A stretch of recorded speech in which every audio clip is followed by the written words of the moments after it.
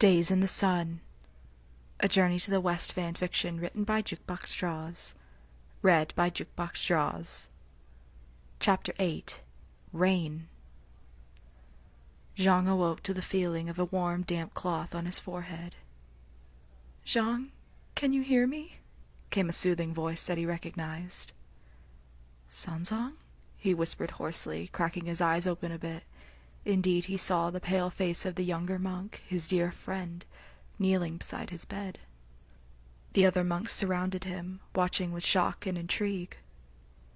"It's okay, Zhang. You'll be all right," Sanzang smiled. But we thought..." Zhang slowly sat up in bed, using extra pillows to prop himself up. "We thought that terrible demon from the mountain ate you. How did you escape? His horde of monkeys ransacked your room weeks ago. We thought he killed you." "I didn't escape. He let me go." "That horrible demon let you go?" "He's not horrible." Sanzang smiled softly as he remembered the smiling, happy face of the Monkey King. "Well, he was a bit difficult at first, but he changed." "Sanzang?"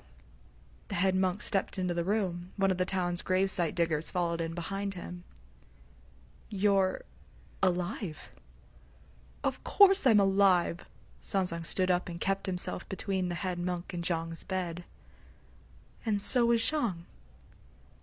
"But how? All of the medicines we have did nothing." "I did not use medicine from this land." Sanzang kept a stern face.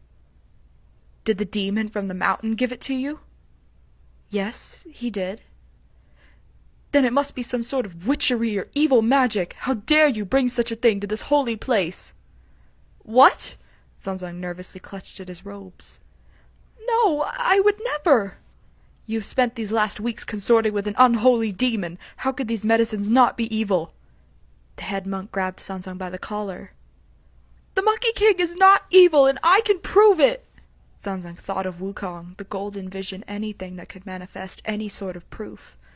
Suddenly his eyes brought forth the golden vision, and the mountain of flowers and fruit was jerked into it. Everyone in the room saw the mountain, the peaks hidden by wispy gray clouds, and the leaves of peach trees shuddering from the pattering rain. They all saw the Monkey King on the mountain's highest peak, screaming and roaring at the top of his lungs, tears staining his cheeks, his sharp teeth ever present. The monks gasped and rubbed their eyes as the vision ended. Some of them were shocked, some horrified, some disgusted. "You must be mad if you think such an ugly creature with sharp teeth cannot be evil." The head monk turned to some of the townspeople that had heard the commotion and gathered round. "If I didn't know any better, Sanzang," he turned his head back to the monk, "I'd say you have feelings for this monster." "Don't be afraid, please!"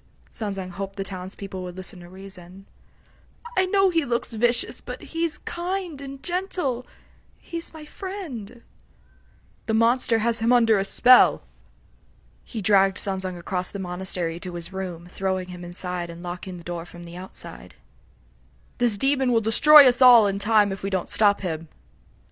"No!" Sanzang's blood ran cold with panic as he banged against the door. "No, please let me out! Wukong doesn't mean any harm! Please don't hurt him! He's not a monster, please!" The monk watched from his barred window as people he once believed were friends departed on boats towards the mountain.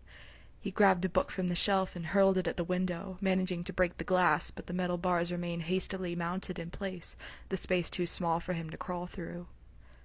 "No, Wukong!" Sanzang began to cry as he reached futilely through the bars, out into the rain that had begun pouring down harder. "Your Majesty! Your Majesty!" A monkey scurried into Wukong's bedroom, hopping up and down and stamping his feet insistently. "What?" The king stared out the window at the pouring rain, clutching a scroll tight in his fist. "A vessel is approaching!" The Monkey King was instantly on his feet. "Sanzang, has he returned?" "No." The smaller creature looked anxious, frightened. "There are many humans aboard this vessel. They all have weapons. They speak of killing the monster that resides in this mountain." Wukong's chest began to ache. Sanzang he couldn't have. Wukong didn't think his heart could even fathom the possibility that perhaps his monk had sent these humans to his mountain. No. Wukong suddenly felt lightheaded. He clutched at his chest as he collapsed onto his knees. His breathing quickened, and he tried desperately to remember the technique Sanzang had taught him.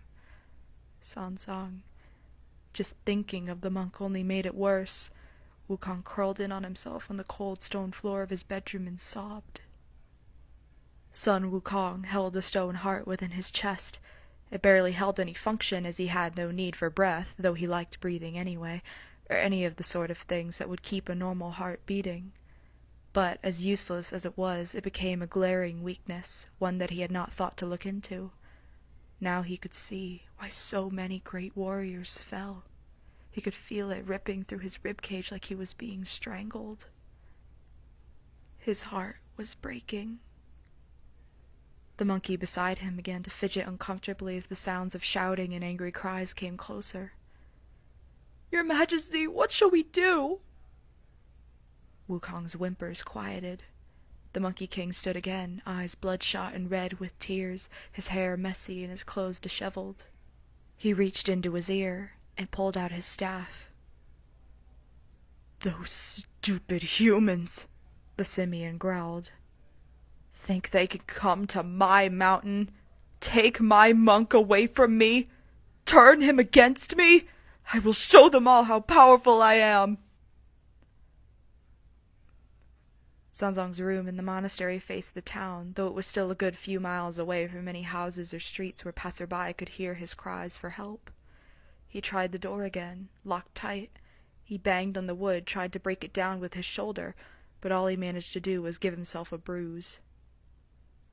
"Wukong, I'm so sorry." Sanzang rubbed his shoulder as he sank to his knees near his bed. He clasped his hands together in front of him and began to pray, plead to anyone, any spirit that could possibly hear him. "Please." His hands were shaking. "Sun Wukong needs my help, please. There's good in him, I've seen it. This can't be the end." Golden Cicada. Guan Yin.